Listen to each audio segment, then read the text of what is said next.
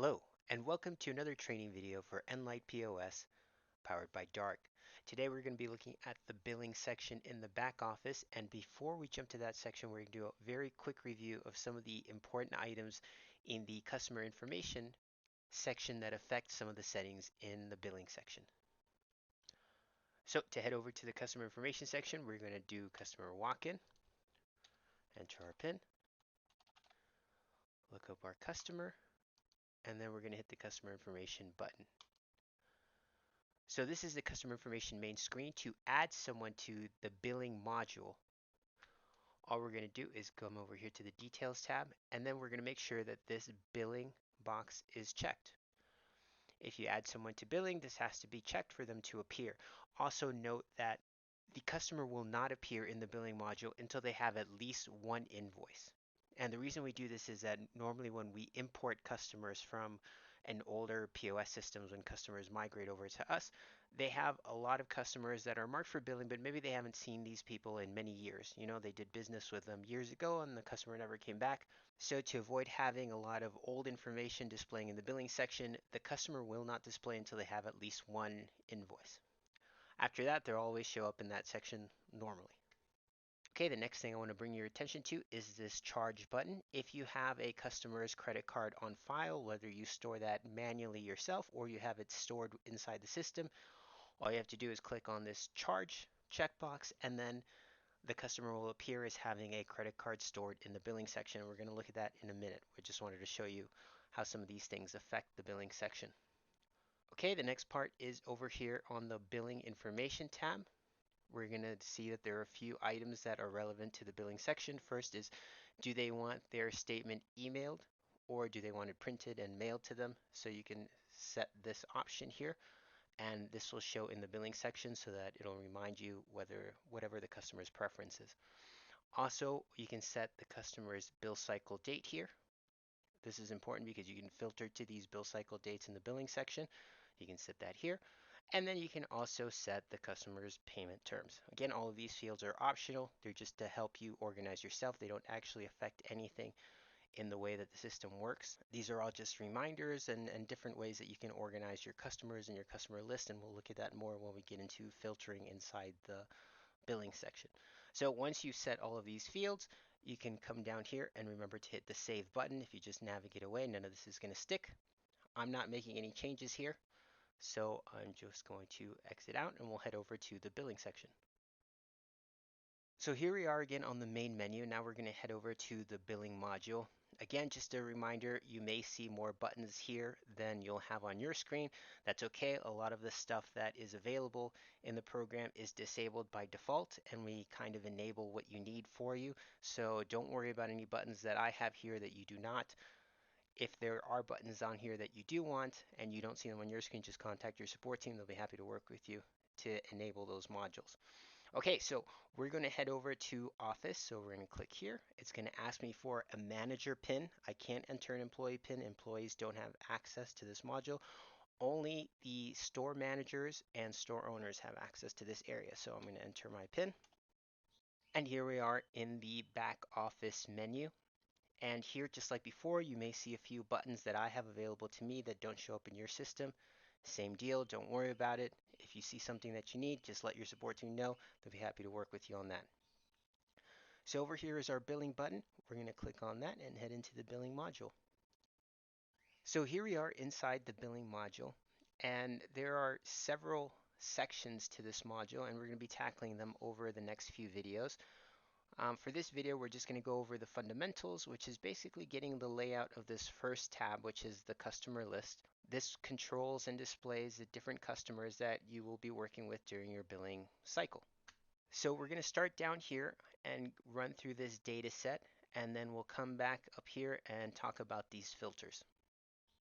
In this data set, you see all of your customers that are marked for billing, just the way that we looked at in the customer information section, and also that have had at least one invoice.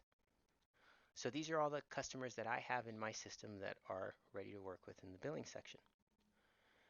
This first column over here is just a checkbox, and it lets you select who you're applying actions for. And we'll see this a little bit more in detail when we're looking at the statements section or when we're applying payments in bulk.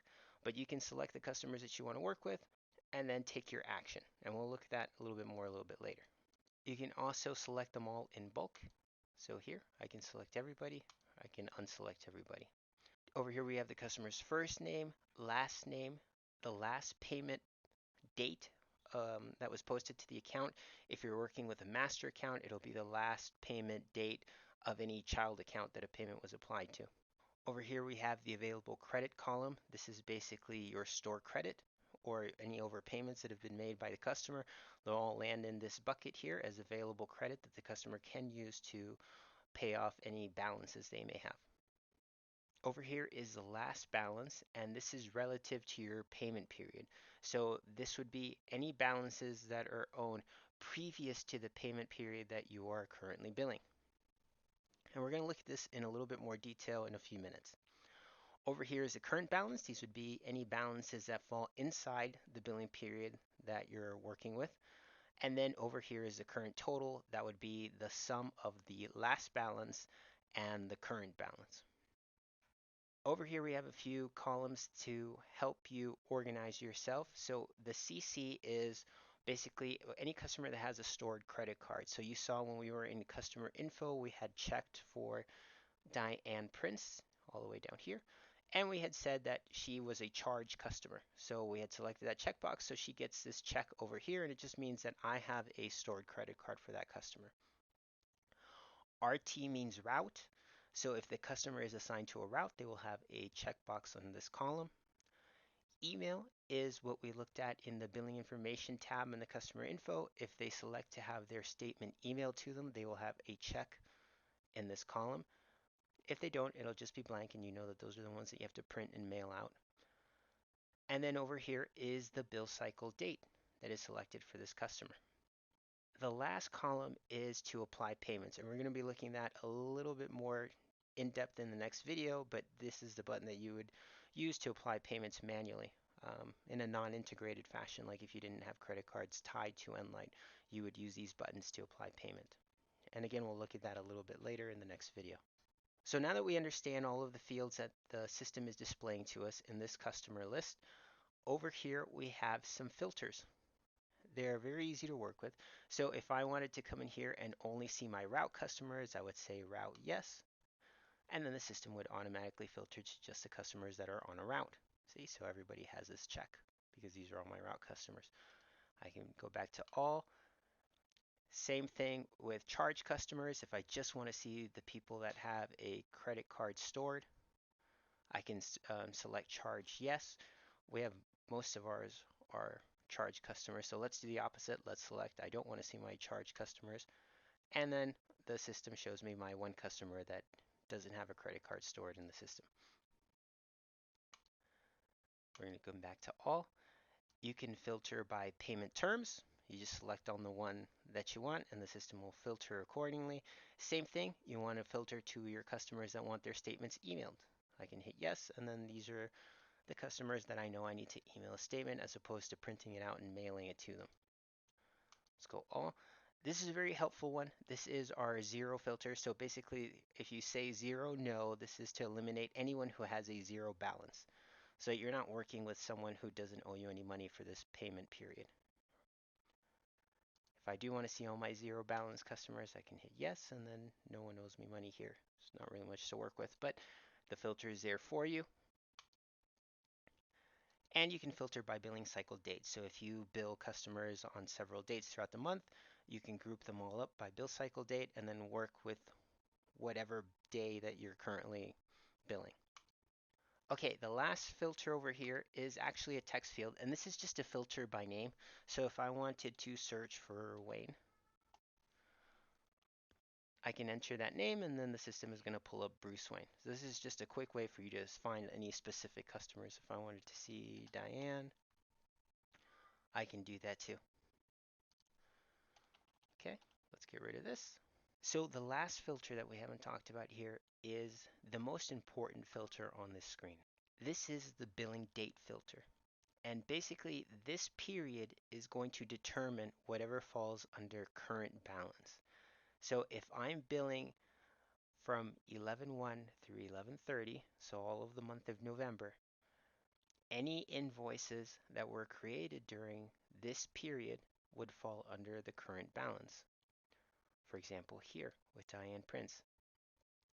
Anything that was created prior to 11/1, so before the month of November, is going to fall as a last balance. So this is stuff that is owed to me from previous billing periods.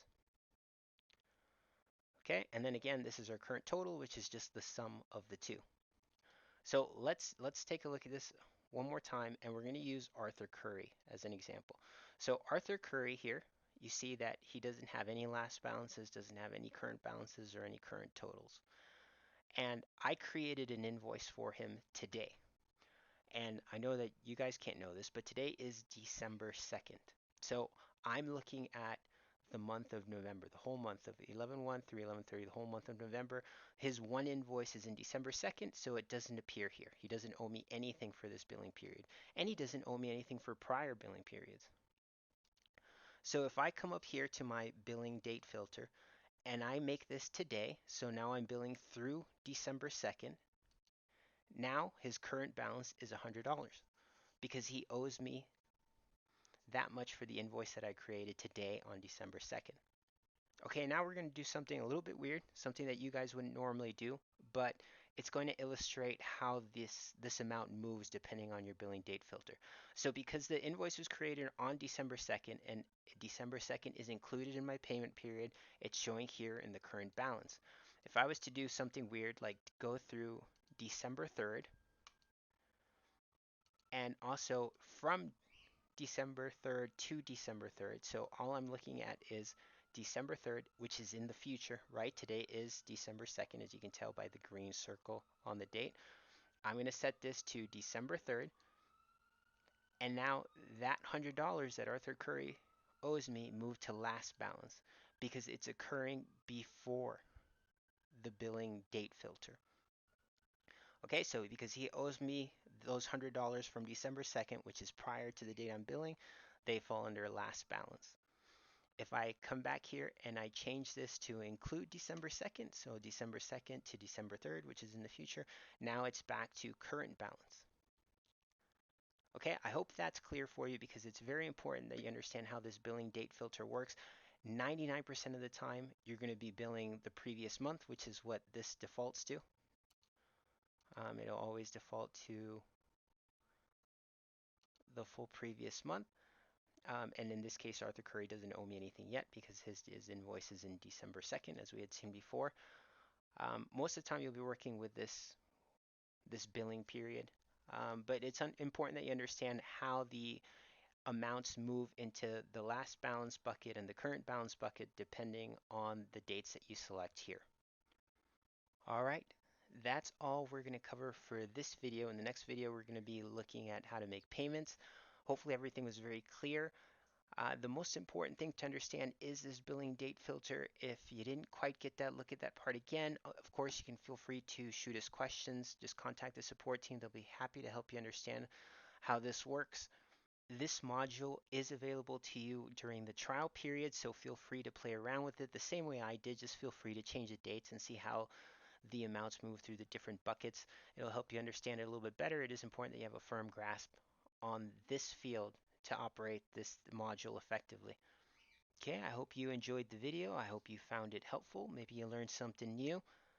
Thank you so much for your time and your attention. And from everyone here at Dark, thank you so much for your business. We'll see you on the next video.